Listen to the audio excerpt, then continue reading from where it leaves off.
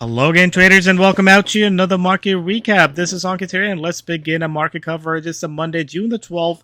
Let's take a look at today's market price action and most importantly, talk about our upcoming 24 hours as we head into a very busy week with the US CPI on the deck tomorrow. So looking at the market performance today, it was a bullish day in the equity markets. You can see the S&P was up 0.93%. World Stock Index is also up 0.68%. So optimism across the board. Crypto markets, on the other hand, still lagging down 1%, adding on to the losses from last week. Gold markets is pretty much flat, and that's due to the FOMC ahead. I think we'll probably see better movements in the gold market, in the bond market, and the US dollar as we get into tomorrow with the CPI, but most importantly, FOMC rate decision on Wednesday. The oil market continues to extend its decline down 4.6%. So overall, seems like this is a broader market story. The market sentiment remains bullish. We are breaking out of the upside off the high base, and same thing goes with the Nasdaq as well. So the market rally definitely has sort of broadened a little bit. We're seeing more stocks rallying here, adding on to the fuel to the fire as we're seeing this continue push to the upside. Looking at the bond yields, something we actually have talked about recently, how the bond yields actually just trading in this range from 3.8 down to 3.6. So overall, if we take a look at the bond market, it seems like not really expecting any sort of scare for this tomorrow's price action, especially with the CPI. Seems like we probably see more in line or lower expectation numbers. So we're not really seeing any worries in the bond market. So if we break out one way or the other, let's say we break out higher or we break out lower, this will have a much bigger impact in the broader markets, also looking at the US dollar and gold. But for now, seems like that's not really the concern here for today. Something to pay attention to tomorrow. Now, looking at the crypto world here, we have officially broken below this 200 moving average. So not a good sign if you are a crypto bull. I think I've talked about this. We have a very strong resistance right here, and we had a very strong support level here. So here we are. We have confirmed the breakout to the downside. So right now, whenever I see that, any sort of rallies will be a shorting opportunity. That's really the outlook here for the crypto markets here. So let's take a look at the daily performance today, percentage-wise, see what was the outperformer and what was the underperformer. So Litecoin, which was or has been the outperformer for the last few weeks, is now turning out to be the underperformers. That's really where the biggest move was, down, followed by Ethereum, Bitcoin Cash, and Bitcoin. Overall, you can see in a broader crypto market, they're all kind of heading lower.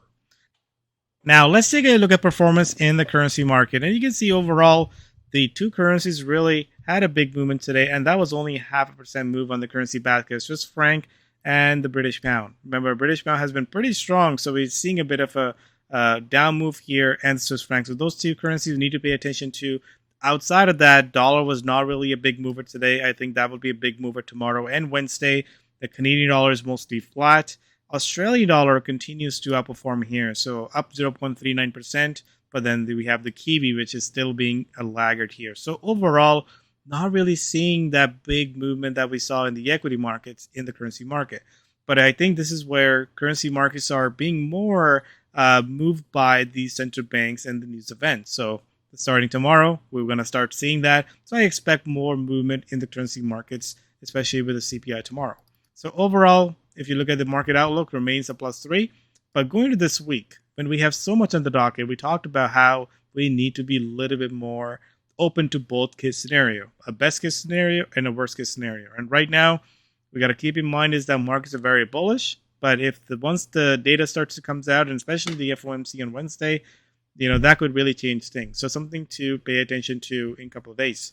Now, looking at the schedule, again, there's a lot to focus on. So let's unfold day by day. There was nothing on the schedule today, but starting tomorrow, we had the US CPI at about 8:30 a.m. So they're expecting the unemployment rate, the inflation rate to go down to 4.2%. So again, we talk about how the big numbers from June and July last year, they start to fall off. So we probably expect a bigger drop here. But I think this is probably not where the biggest story is going to be. I think the bigger story is going to be the FOMC on Wednesday.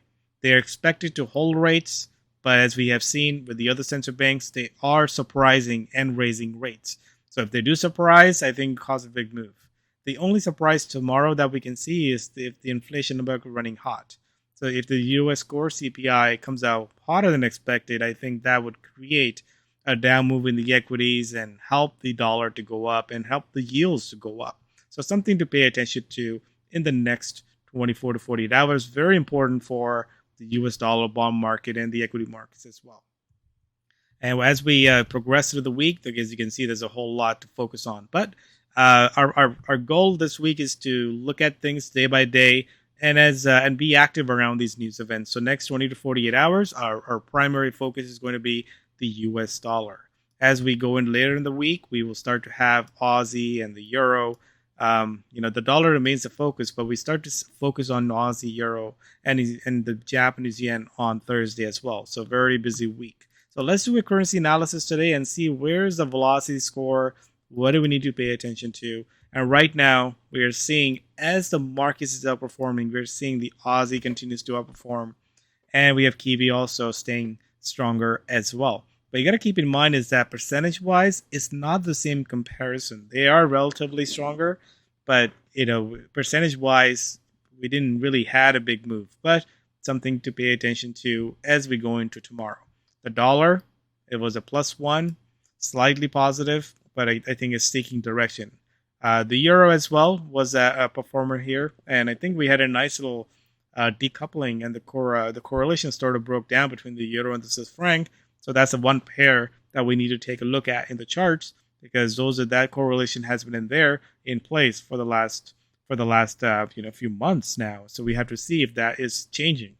Same thing goes with the Aussie and Kiwi. They have been sort of diverging, and so far today they were more in line. We have to see if there's a further sort of breaking down in this correlation on the divergence, or do we continue to see both of them outperform? The Canadian dollar and the yen holding steady. So those are the currencies we also need to pay attention to, especially the CAD. After the last week's Bank of Canada rate hike, it seems to be losing its traction here.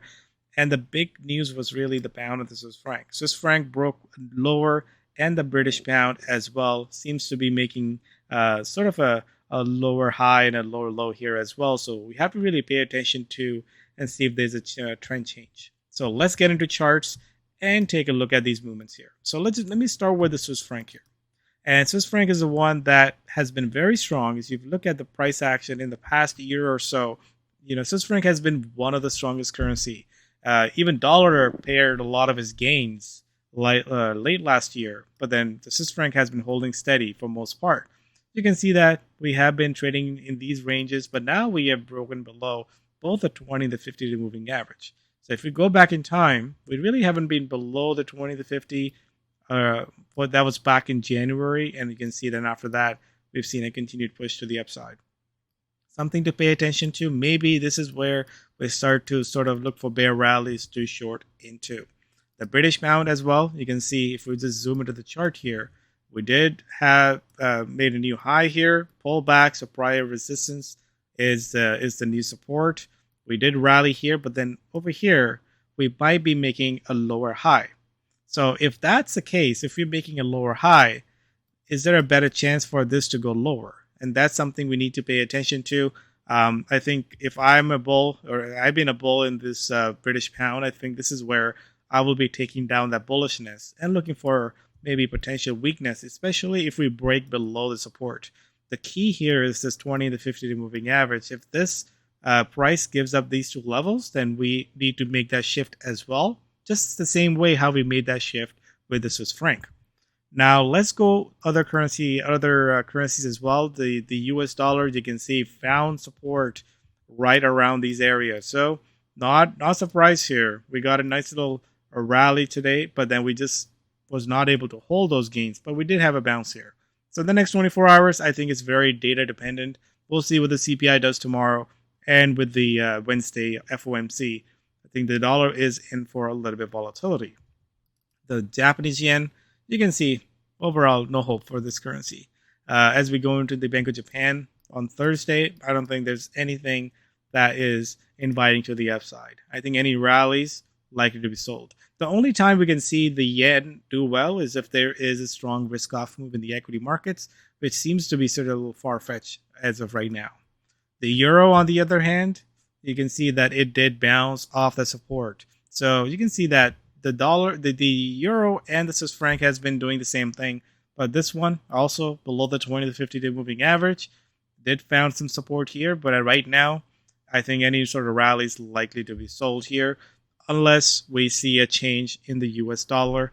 So it's something to pay attention to. Let's go over growth currencies here. The Canadian dollar. I mean, that was really good currency for the last few weeks. You can see that on a 4-hour chart. It is weakening. So this is where we got a support right here. I think it can actually go further down here, especially the moving averages are turning. I think the momentum is sort of weakening here. The Australian dollar, which has been a really strong currency for the most part of last 2 weeks. You can see where we bottomed here, and we pretty much rallying since then. So at this point, it does look extended to me. Let's go on the daily chart. We also broke above that 200 moving average. I think any sort of pullbacks will likely to be a nice little buying opportunity. Whenever I see things like so extended right now, I need to see a base or I need to see a pullback to buy into. So not really expecting to enter in the overnight. I think this will be a trade to make tomorrow as we look to trade the CPI numbers. The Kiwi, which again has been the laggard here, seems to be finding some sort of signs of life here, but again not running at this point. We have this resistance here, so unless it can really break above, there's a lot of room for this to cover. So it's at the bottom of the range. Let's go on the daily chart. On the daily chart, you can see that this is just bouncing off this downward trend line here. So maybe you'll find some resistance around the upper channel here. It's still below the 20 to 50 moving average. So it seems like there's a limited upside here. But then if it turns over, that would be a decent trade to catch onto the downside. So as we go through a lot of these charts, notice that we actually did not get a lot of buying signals. I mean, there's more currencies to sell. Swiss franc wanted to sell. The euro, I mean, it's sideways, but it still wanted to sell. We have the Kiwi, which is wanted to sell. So there's very little opportunity here that is extending to the upside. And that's why we're seeing a lot of concentrated moves. So far, we're only seeing the Aussie running, but we're not really seeing other currencies running. So this is where you really have to just focus on what's moving and not focus on what's kind of holding or not participating in that move here. So let's talk about some of the recent changes that I'm noticing here. Euro Swiss franc. So I talked about how this thing has been in this little negative correlation here, especially the euro has been outperforming the Swiss franc.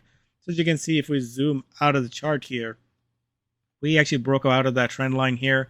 We actually just made a newer high. So the question is this a time to make that switch and go for more euro on the upside rather than the Swiss franc? Let's go back in time. Last September is when we made that turn. And you can see that for 2-3 months, the euro was a better long than the Swiss franc. So the question is that the case here?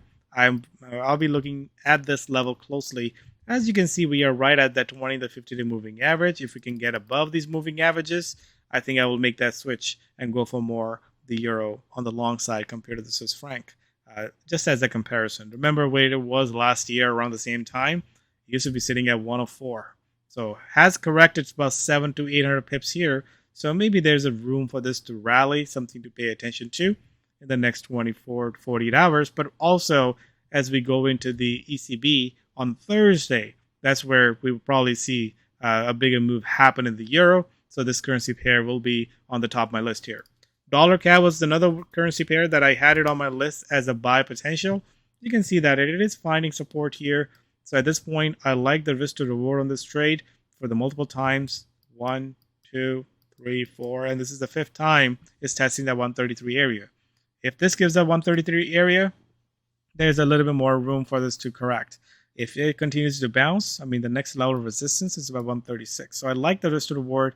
This will be one of the pairs I'll be looking at for a positive case scenario. What if the dollar is strong tomorrow? I'll be looking at dollar CAD to the upside as well. Let's talk about another currency pair that I like it to the upside, dollar Swiss franc. I mean, this is another currency that has been a lot underperforming, and you can see right now it's getting out of this little range here. If it breaks above this 91 area, I think it has a lot of further room to run. But this is where we are seeing some momentum shift. If the dollar is really weak tomorrow, then let's take a look at euro dollar. This is, we got a support right here. It's right at the 20 moving average. It can run up to that 109 area. That's going to 4-hour chart, potentially long above this area, but if short below this area. We can also take a look at Aussie USD. So right now on a 4-hour chart is pulling back, but you can see it's running into that overhead resistance at 68. If we can clear the 68 area, this has a lot more room to run to the upside. But that's again if the Aussie stays strong and if the dollar stays weak. Let's take a look at Kiwi USD. Well, Kiwi USD seems like a sell on the rally here. So this goes on the list of what if you want to be looking for on a strong dollar tomorrow. I think the Kiwi dollar looks good as well on a sort of a short here. So as you can see, that dollar doesn't seem that weak to me. Maybe the better potential for dollar is more to the upside than it is to the downside. So I'll be leaning more towards this long dollar setups, and especially going into Wednesday. But for the next 24 hours, I actually don't have much to look for because we don't want to be trading when there's not a whole lot of movements happening. And especially when you have a busy week ahead, this is where you want to be more staying in cash and be active when there's movements happening, but stay in cash when there's not a whole lot happening. So that'll be starting tomorrow. For now, let's stay in cash and keep track of the relative strength of weakness going into tomorrow. Thanks everyone for joining. We'll see you in the next update. Cheers.